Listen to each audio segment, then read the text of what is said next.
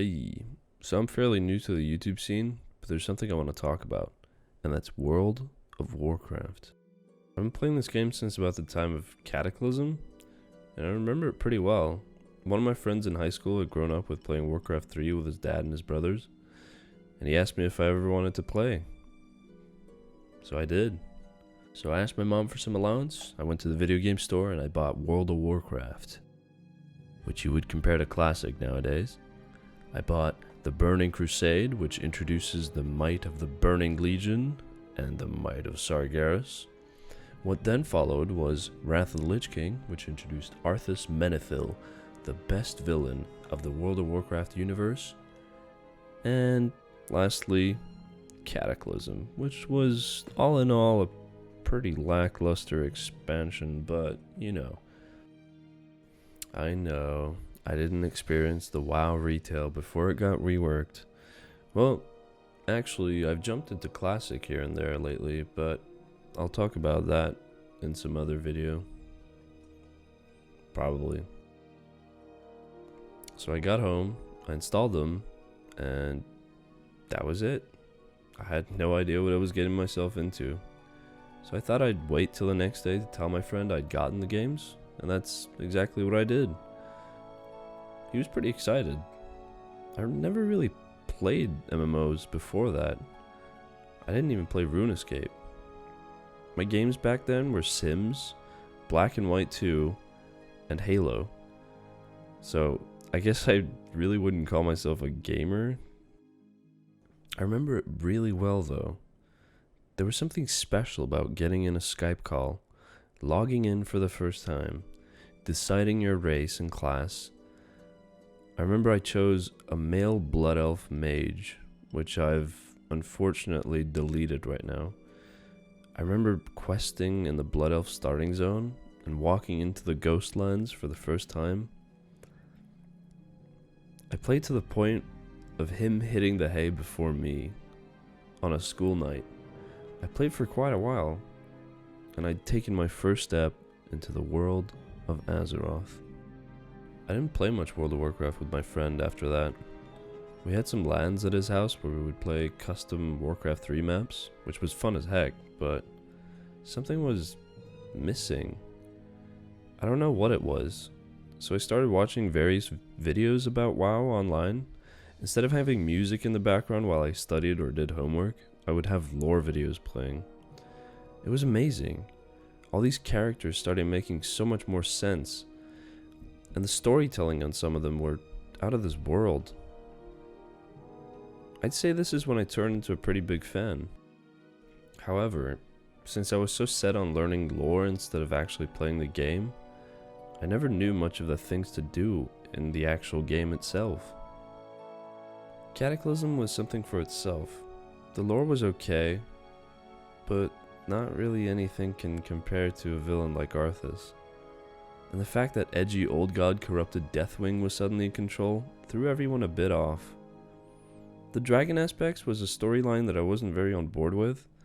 At least for me, I felt like it was hard to keep track.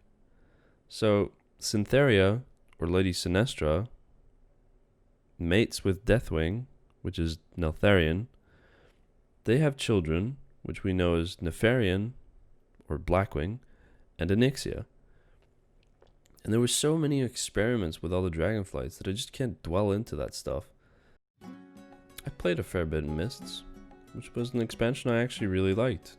The setting, the music, and the general shift of environment was new to me, and I think to the franchise as well. A fair amount of people thought it was a joke, but I think a lot of people don't remember that Pandarum were actually introduced in Warcraft 3. Ah, greetings, my friend. I am Chen Stormstout, humble brewmaster of Pandaria.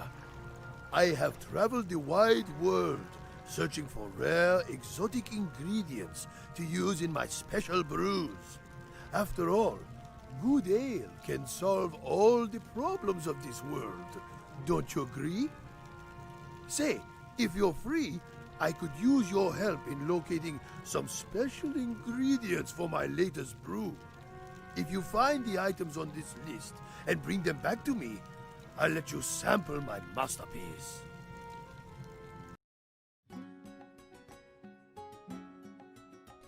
I don't even consider Draenor an expansion, even though the potential was astounding. I mean, come on, it's the Warcraft story. It's when the orcs drink the blood of Manoroth. I mean, so let's not talk about that. Maybe another time. Legion was fun. It's actually when I started to play a fair bit of PvP. However, I never really had anyone to play with. I didn't join guilds because I never wanted to set a time frame of when I was free to sit through raids with people I didn't really know. That's why I barely touched BFA. And then we have this crap.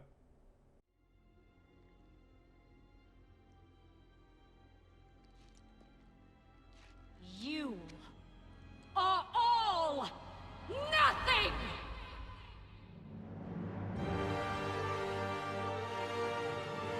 For Azeroth!